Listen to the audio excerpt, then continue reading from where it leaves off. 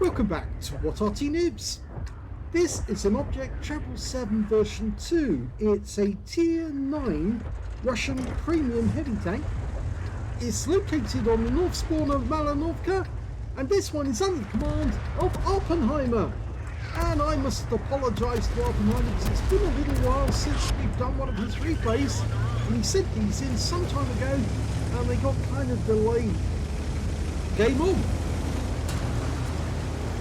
Well, this tank has a 122mm gun, which is capable of doing 440 alpha, penetrating 258mm with standard ammo, with the heat rounds it can do 340, and with the HG rounds it can do 530 alpha and 68mm of pen. Now he's been spotted, so somebody is in a spotting position, probably that bush, and they managed to see him as he was going up the hill. This is one of the tanks you get for the bonuses, for the bonus points, or is it? It's actually now for, you can now get it for the bonus that you might get.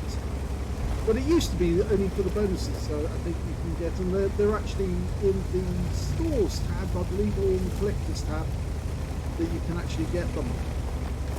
Now the Object Travel 7 version 2 was supposed to be a replacement for the T10 series of tanks, a redesign of them, but they stopped the development after, well, it started in 1953, but they stopped the development after a while and didn't continue it at all.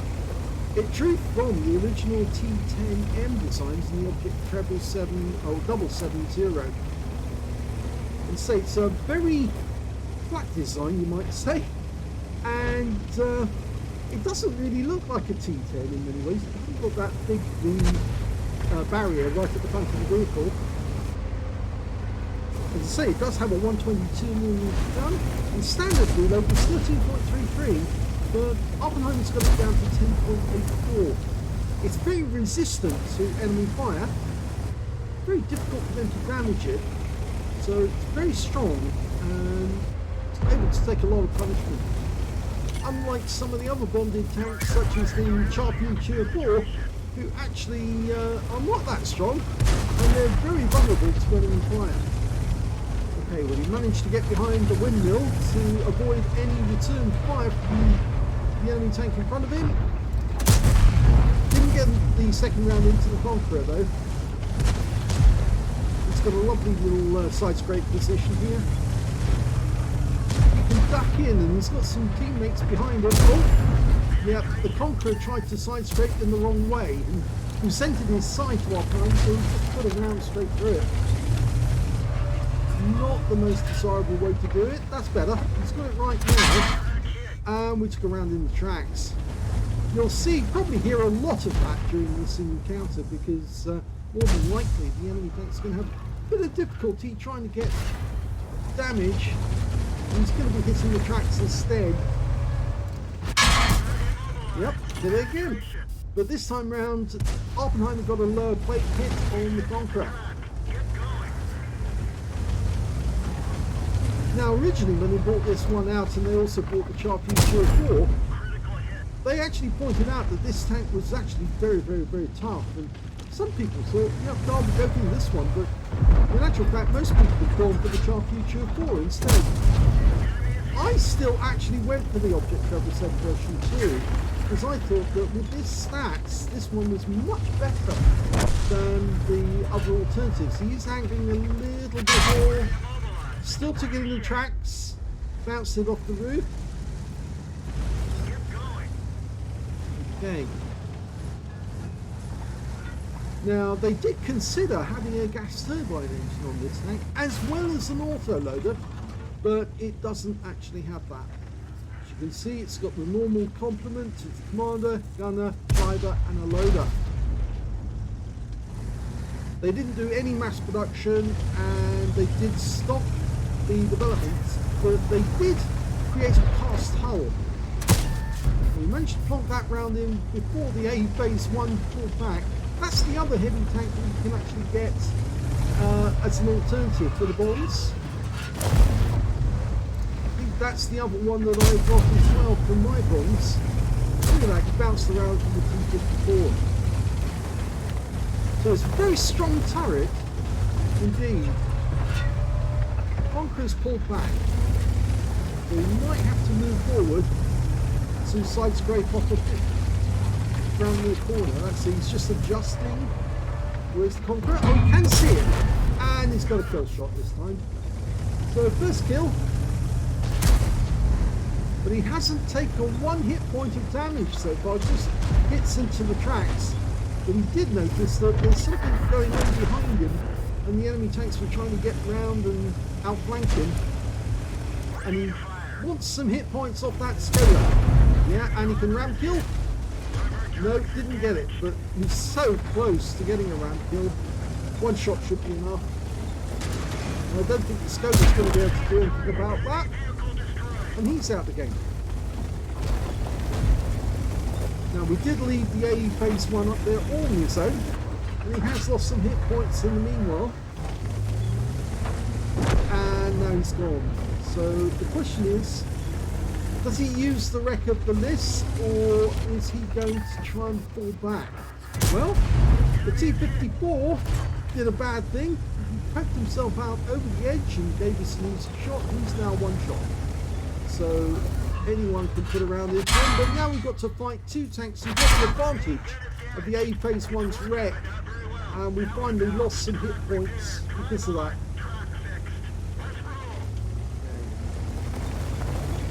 Well, he's used his repair kit, fixed the gun. He needed to fix the gun, otherwise he's not going to get the accurate shots. And I have the feeling that he's now doing to the enemy what the enemy tried to do to him, and that's to get around him. And by doing this, he can actually collect that T-54 and then harvest the others as soon as he's ready. But to do that, he's going to have to go all the way around them, come up behind them. And they've got a choice. They can either face the Patriot, who's coming up the other side, or they can face Awppenheimer. Well, unfortunately for them, they made the wrong choice, because Awppenheimer's just taken out the T-54, and he's now going to collect the Conqueror as well. Or is that the Conqueror? Well, it is a Conqueror. It's not the Conqueror, the one who he attacked earlier, because he got that kill. Okay, side of the turret, no problem. In fact, actually, he went for the engine bay instead because he's more likely to get a fire. And of course, he might get a mobility kill. If he can immobilise the guy, it's much easier. And look at this tank, he's having desperately to turn now. And the 4502 just couldn't stop that round going through. And of course, now he's looking to see, is he head down or hull down enough for the 6 degrees of gun depression to count. And here's the Conqueror. This gave us another easy kill, or an easy shot, rather. It's a one shot now. We'll get them the next time round. Oh, get this right. Ow. We did take one hit there, and it looked like it went near the gun, near the mantlets. Oh, it's into the turret. That's where it was. There's your kill on the Conqueror. And the 4502 now is a one-shot, but he just needs to get to the other side of it because the turret's reversed. It's really bad. And here we go. Yep, there you go. And that is the end of the game.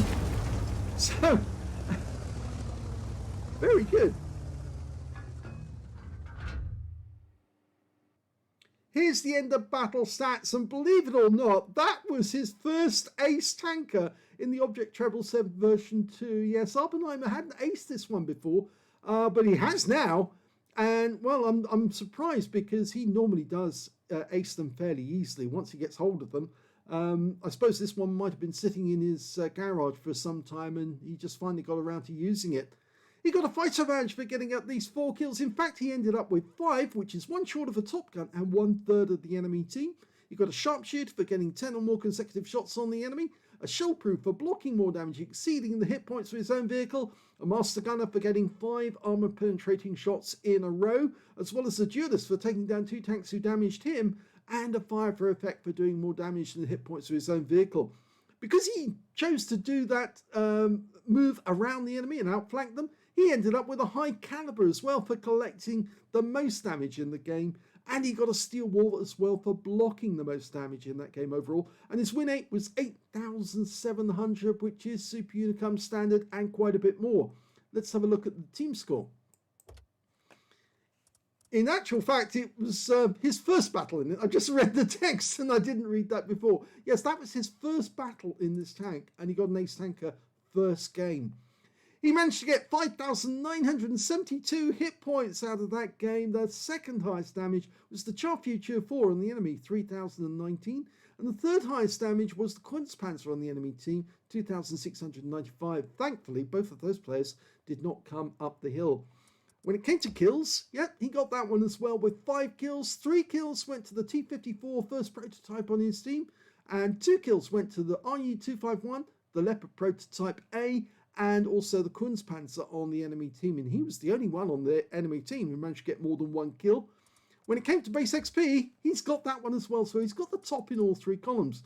1,441 went to Awppenheimer, 935 went to the RU-251, who also picked up a Confederate, and 876 went to the T-54 first prototype, and Awppenheimer was the only player to get over 1,000 base in the game.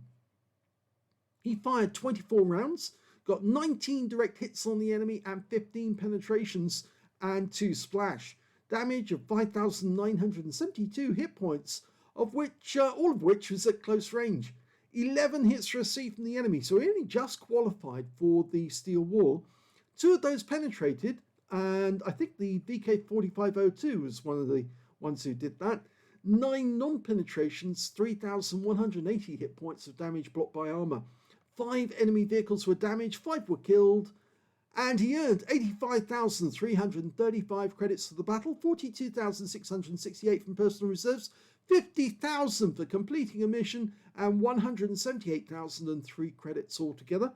After repair, ammunition, resupply, and consumables, he still took away a profit of 134,806 credits on his first battle. 25 bonds for completing a mission, 2,161 for the battle, times 2 for the first victory, 108 for this being a premium vehicle, 2,161 from personal reserves, took away 6,592 experience points altogether. So sorry I missed about the fact that it was his first battle in it. He probably does or did have it in his garage for a long period of time. I wouldn't be surprised, or that he built up a huge number of bonds and just didn't know what to do with it and decided to pick a few tanks out and see how they play. But that's a very, very impressive game for a first game in a tank. I hope you enjoyed that replay. If you did, please give this video a like. Do subscribe to our channel. Leave a little comment down below because it feeds the algorithm. And I'll have another Awppenheimer replay coming up for you in the next video. Thanks for watching.